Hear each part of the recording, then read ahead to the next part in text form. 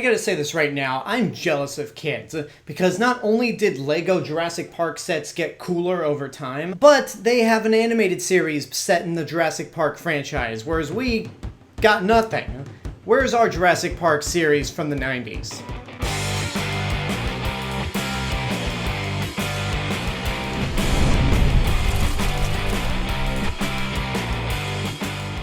Hey everyone, it's Alexander, the real Mr. Robinson. Welcome to the channel, and this is my review for the first season of Jurassic World Camp Cretaceous, which, as I said before, is the first animated series within the Jurassic Park franchise on Netflix, produced by DreamWorks Animation. The series follows 6 teenagers who are invited to be among the first to try out the new campsite on Isla Nublar, Camp Cretaceous. However, they arrive to Jurassic World the same day the Indominus Rex is about to go public, but thanks to some dumb employees, the Indominus Rex escapes from its enclosure and causes all kinds of havoc around the island. And it also affects this group of teenagers as well, who have to try to survive and hopefully get off the island. So this series debuted on Netflix a little over a week ago, so if you're a Jurassic Park fan, chances are you've probably seen it. Even if you weren't really sold on the look of it, you might have seen it just for curiosity's sake, which is kind of how I saw it. Because the very first trailer that came out, where it was pretty much a POV perspective of a velociraptor attacking,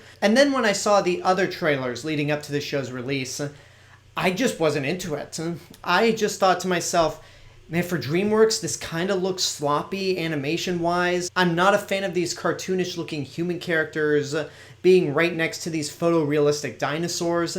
It's just kind of jarring, and the kids just kind of look irritating. But I was curious enough to at least check it out, because again, I wish we had a Jurassic Park animated series when I was growing up. And it was okay. The keyword being was, because I actually sat on this series for a little bit after watching it, and it's a little better. I probably like this series just as much as I like Jurassic World, the movie. It's fun, it's got some really cool moments here and there, it can be pretty intense at points, but it's got a good handful of characters that I could not care about in the slightest, and a lot of these characters make really dumb decisions. I gotta say, right off the bat, when this series started, I wasn't really all that into it. I wasn't really as put off by the animation as I thought I was. I mean, there are a lot of points in the series where you look at it and go, they could have done another pass and a render at this, because some of the characters are acting a little too energetic.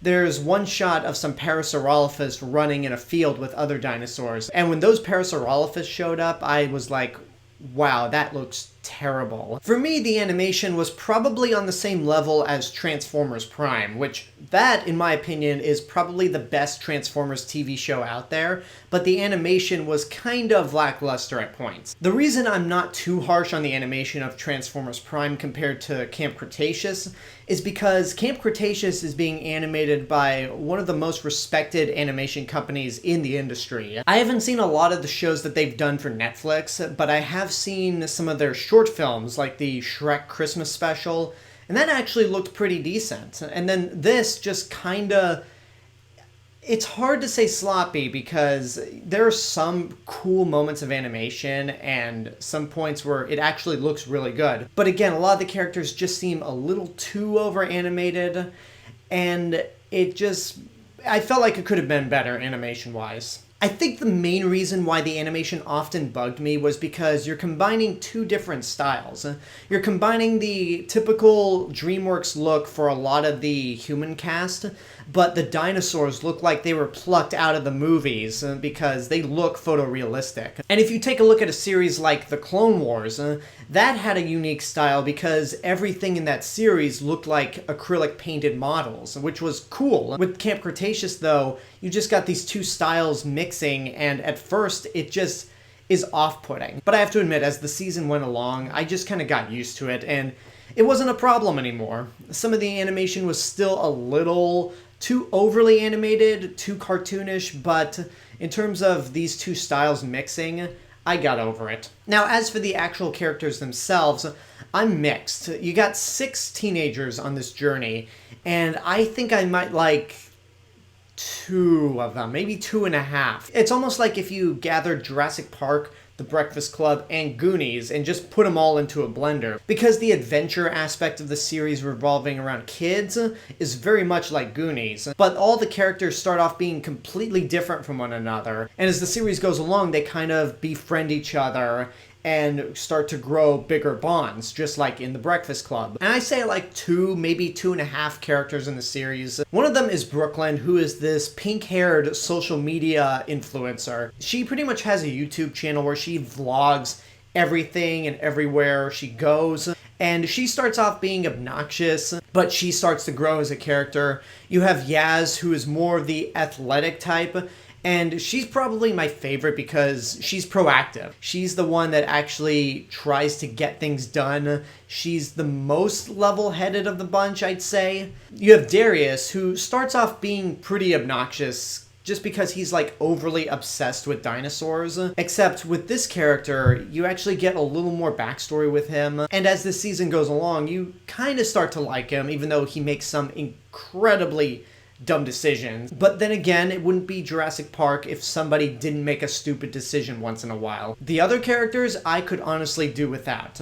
And the 2 of them that really got on my nerves to the point where I was hoping a dinosaur would eat them is this rich kid and this whiny and oversensitively weak kid. With the rich kid, Kenji, he just comes into the series bragging about how awesome he is, how he has VIP access to the entire park, how he's a big giant know-it-all, how he just claims himself to be the leader, and he's a moron, he's an idiot, and he honestly never changes for me. He never does anything to make me go, I like this guy. No, throughout the entire season, he is so obnoxious.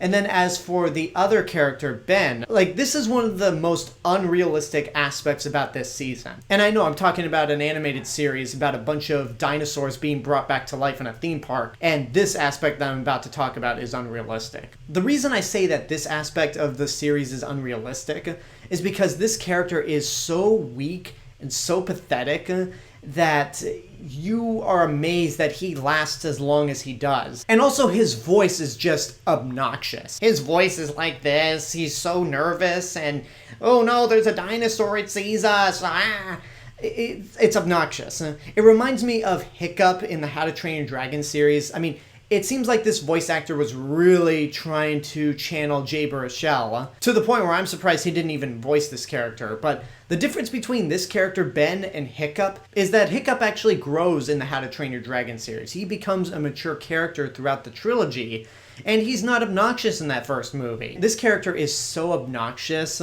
and to make you have sympathy for him in the slightest, they give him a pet ankylosaurus that they've named Bumpy. And the reason this happens is because they visit a nursery, and when this ankylosaur hatches, Ben is the first thing that it sees, so it assumes that Ben is its mother. And look, I don't want to have to criticize a cute newborn baby dinosaur, but with Bumpy, it really seems like they're trying to make their own equivalent of the child from The Mandalorian. And admittedly, Bumpy is cute, but you could clearly see that they're trying to make their own child. So I've said a lot of negatives about this series, but I want to get back into the positives, because once the Indominus Rex actually breaks free and starts wreaking havoc across the island, that's when the series actually gets pretty intense. I mean, not as intense as the original Jurassic Park, but tense enough to where it's thrilling and it can often put you on the edge of your seat, but it's not overly intense that it might scare kids. It has a lot of fun action scenes, even if characters do stupid things or end up in situations that would never have been allowed in this type of area. Like, for example, there's a part where our characters go on the Jurassic World river adventure, and no, it's nothing like the ride because they're in canoes and not those giant boats. And there's a path in the river adventure that leads right into the Jurassic World lagoon where the Mosasaurus lives. And you have to wonder, why is there a section of this ride that can easily suck guests into a lagoon where a giant marine reptile could easily swallow them?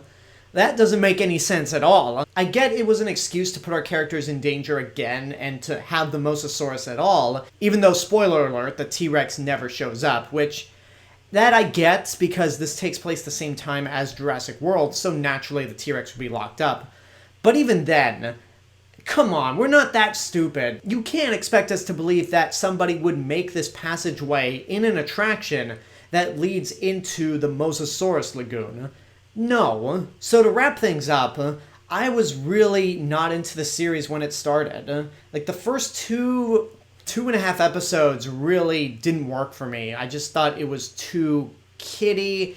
It was just not meant for me. Now, I get that this series was not really made for fans in my age range, late 20s, who grew up on the original Jurassic Park. But I just get the impression that kids are smarter than people give them credit for. There's a lot of moments in the series that I think could have been improved that are just dumbed down for a kid's audience. But hey, maybe this will be like the Clone Wars. Because let's be honest, the first season of Star Wars The Clone Wars wasn't all that great either. It had some good moments, but it wasn't very strong. And with the way this season ends, I think there's a lot of room for improvement, and it could potentially get better as it goes on. At the end of the day, I'd say it's good, but it's not great.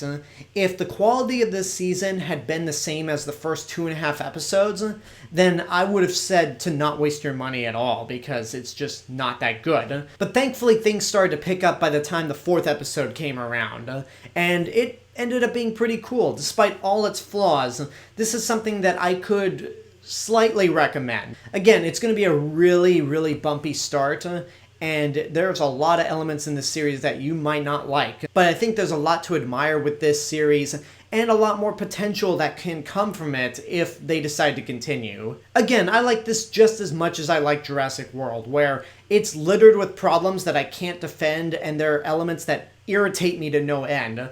But I would be lying if I said I didn't enjoy it. And there you go, that's my review for Jurassic World Camp Cretaceous. And now I want to know what you guys think about this series. If you've seen it, what did you think? Would you like to see them continue this series further down the line? Whatever the case may be, let me know in the comments below. And until next time, I hope you enjoyed this review. Don't forget to subscribe to the channel, give this video a like, leave a comment, support my Patreon page, follow me on social media, and until then, this is the Real Mr. Robinson telling you there is only one